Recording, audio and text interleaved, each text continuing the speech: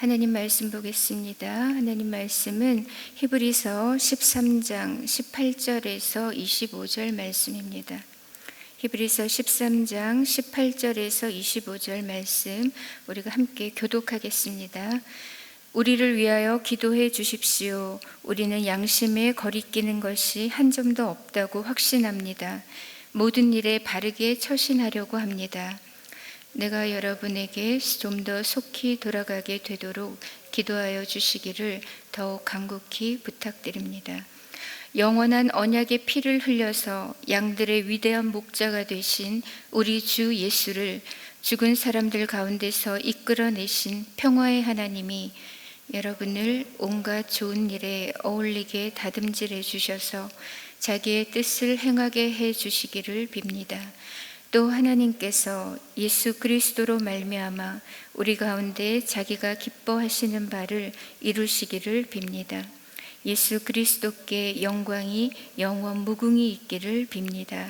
아멘. 형제 자매 여러분, 부디 이 권면의 말을 받아들이기를 권유합니다. 나는 여러분에게 짤막하게 썼습니다.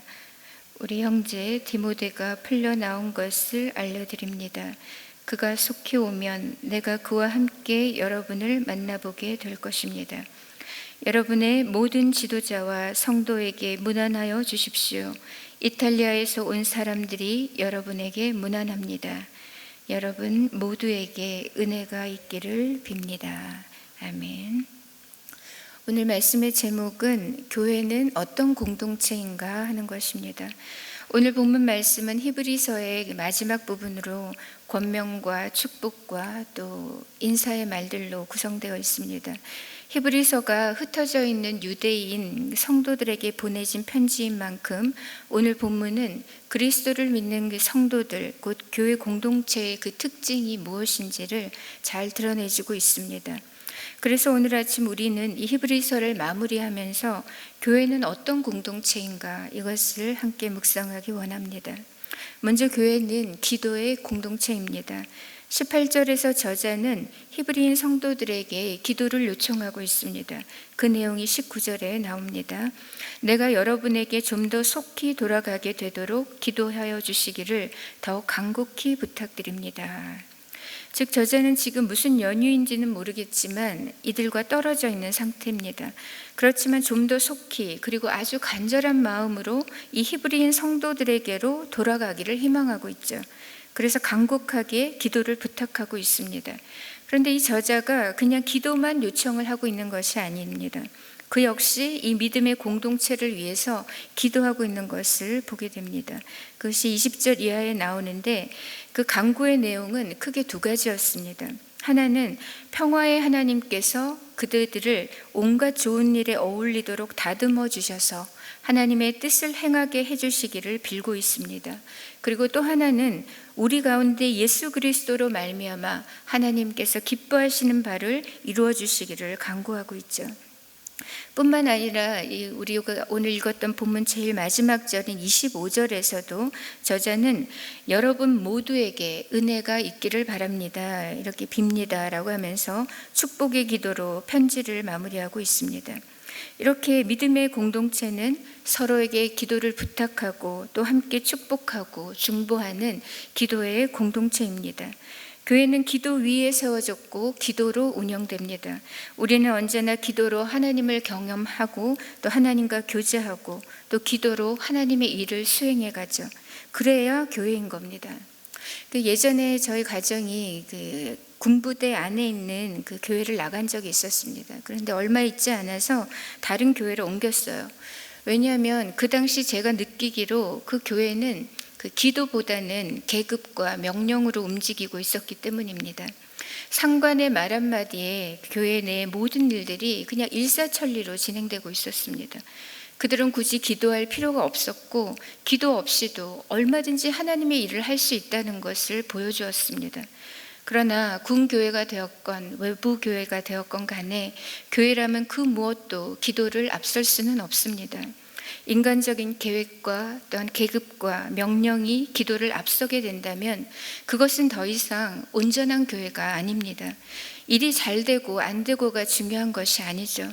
기도 없이 하나님의 일을 하는 것 자체가 문제입니다. 이보다 더 위험한 접근은 없는 것입니다. 이것은 마치 성령 없이 하나님의 일을 하려는 것과 마찬가지입니다. 하나님은 언제나 우리 공동체가 기도로 함께 주님 앞에 나아가기를 바라십니다. 그리고 기도로 하나님의 역사에 동참하기를 바라십니다. 그 어떤 업적보다도 더 중요한 것은 그 기도의 과정입니다. 기도로 하나님의 뜻을 묻는 것, 또는 기도로 하나님과 밀착 동행하는 것, 그것이 기도의 결과보다 훨씬 더 중요합니다. 기도는 여전히 지금도 하나님께서 일하시는 가장 중요한 방편이고 가장 기뻐하시는 길입니다.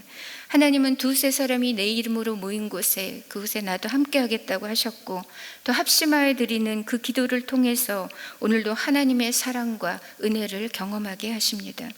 그러므로 우리가 가정에서나 목장에서 하나님께 함께 기도하는 것은 너무나 중요합니다. 기도 응답의 현장은 하나님을 경험하는 장이 되고 하나님 나라가 임하는 공간이 됩니다. 우리는 기도할 때 가장 좋은 것으로 응답하시는 그 신실한 하나님을 만나게 되고 하나님의 살아계심과 또한 하나님의 사랑을 우리의 피부로 절감하게 됩니다.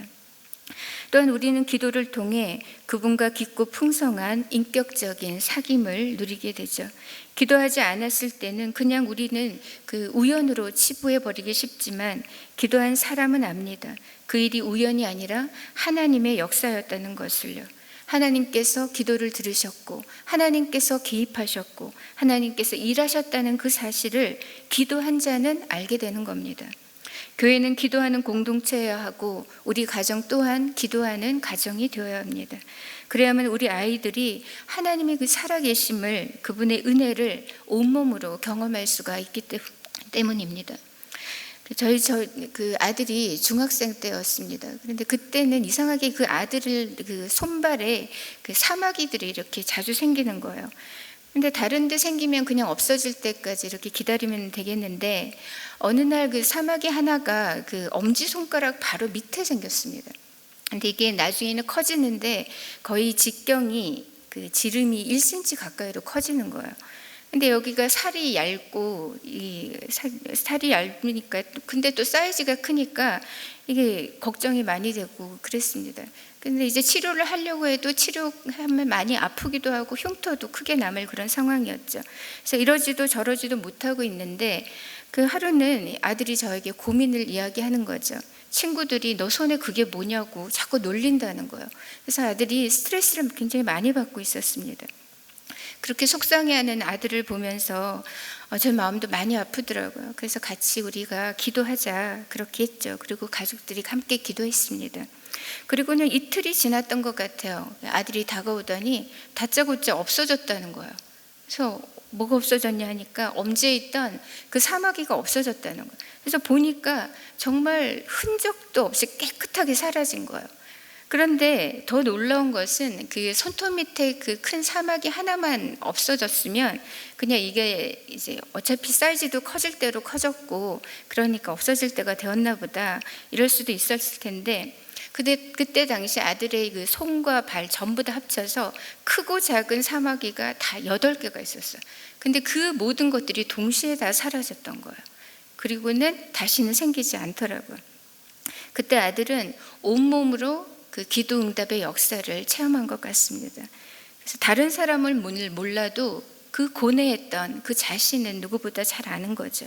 그때 하나님께서 기도를 들으셨고 하나님이 일하셨다는 사실을 알게 되었습니다.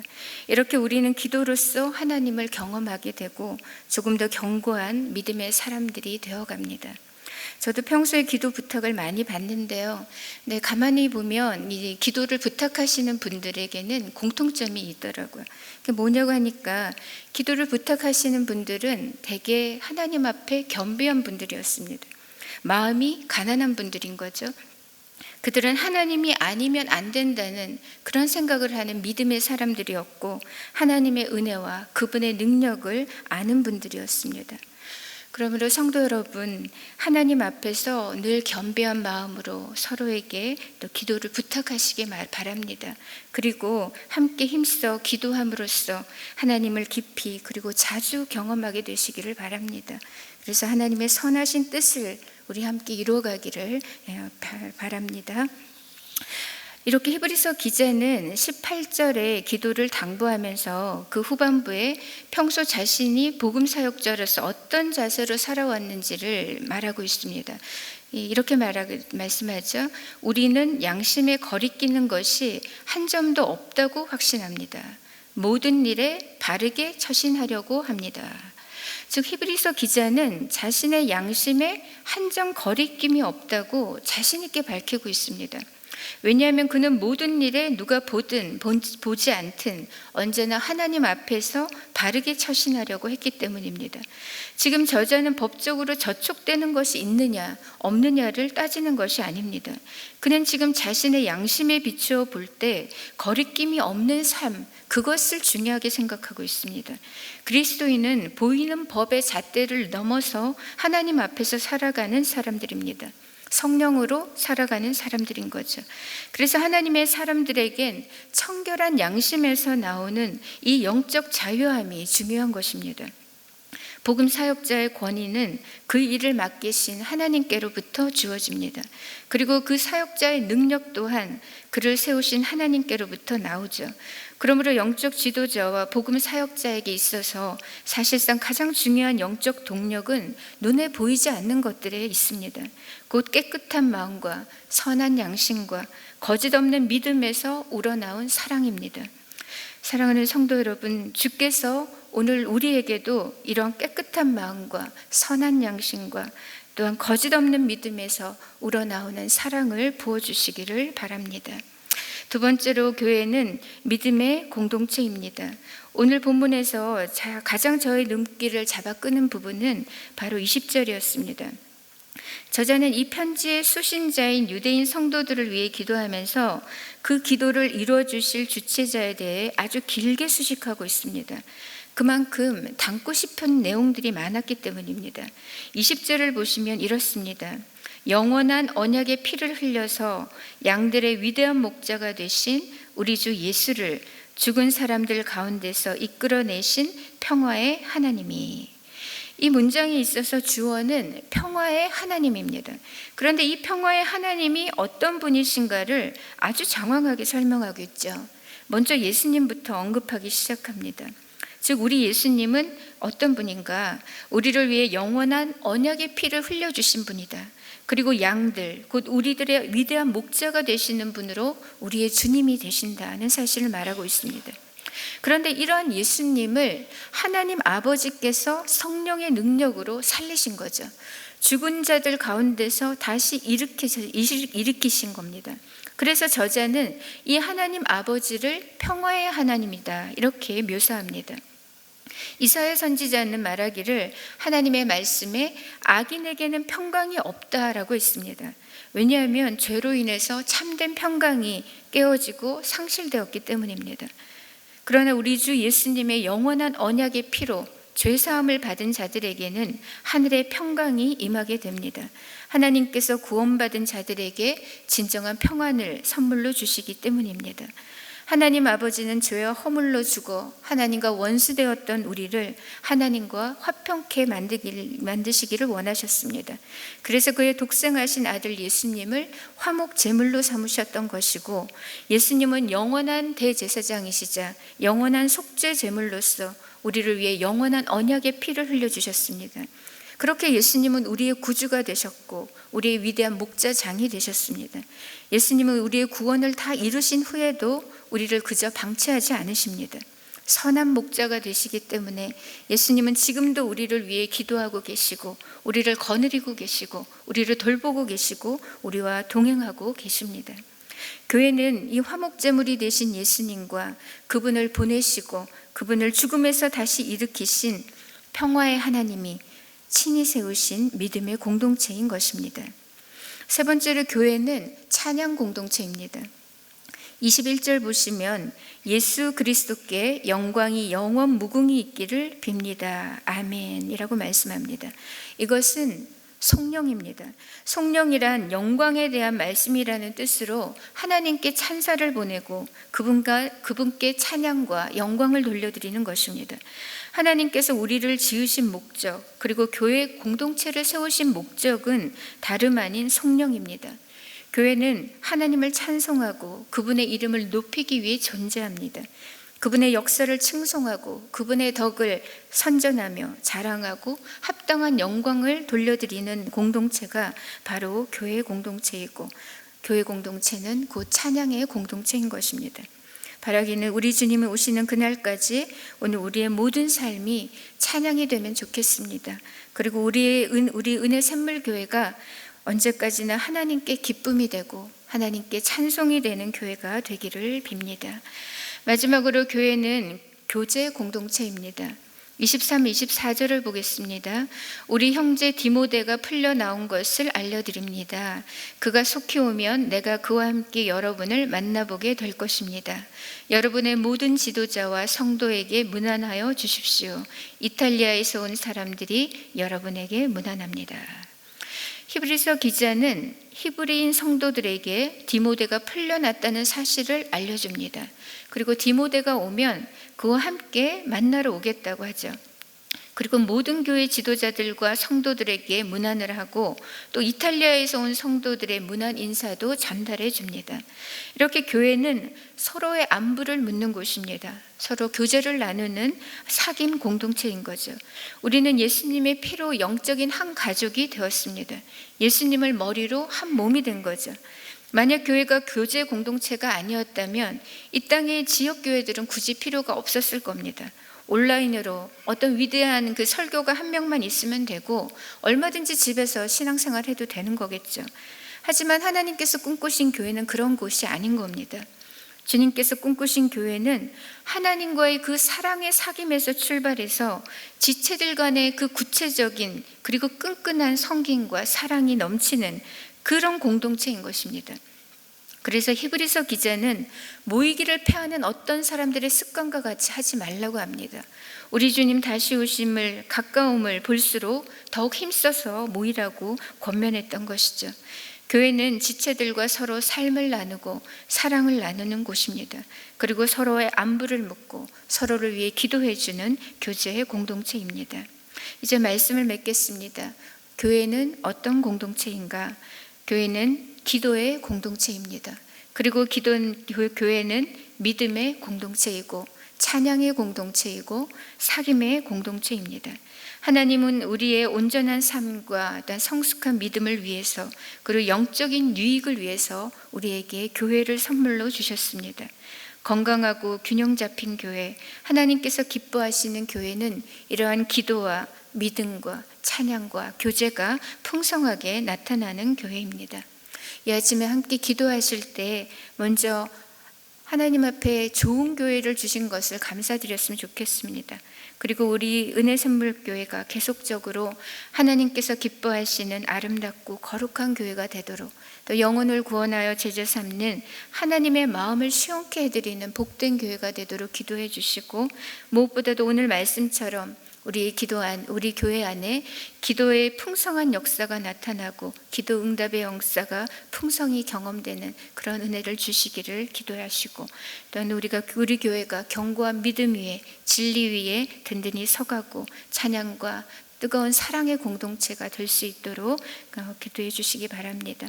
특별히 8월 26일에 있을 예수 영접 모임 위해서 기도해 주시기 바랍니다. 성령께서 온전히 주관해 주셔서 많은 VIP들을 예비해 주시고 보내주시고 그들의 마음 문을 활짝 열어주셔서 기쁨으로 예수님을 영접하고 또 구원의 확신을 갖는 그런 시간 될 수 있도록 기도해 주시고, 오늘은 우리 다음 세대를 위해서 기도하겠습니다. 우리 다음 세대들이 오늘 말씀처럼 기도하는 자녀들이 되게 하옵소서. 하나님의 은혜와 사랑과 그 능력을 경험하게 하옵소서. 우리 자녀들이 성삼위 하나님을 또 바른 믿음으로 고백할 수 있는 자녀들이 되게 해주시고 견고한 믿음 위에 자라가게 하옵소서. 또 우리 자녀들의 일상이 찬송이 되게 해주시고 먼저 하나님 나라와 영광을 구하는 자들 되게 해주시고, 또 특별히 우리 젊은 다음 세대들이 교회 공동체로 모이기를 힘쓰고 성도의 교제를 풍성히 누리는 우리 다음 세대가 되게 하시고, 또 이번 주 토요일부터 있을 초등부 여름 성경학교와 다음 주에 있을 우리 청년부 수련회 위에 하나님께서 은혜와 성령 충만함을 더해 주시기를, 이 여름보다 더 뜨겁게 주님을 만나는 행복한 시간 되도록 우리 함께 중보하고 각 개인의 기도 제목으로 하나님 앞에 나아가겠습니다. 함께 기도하겠습니다.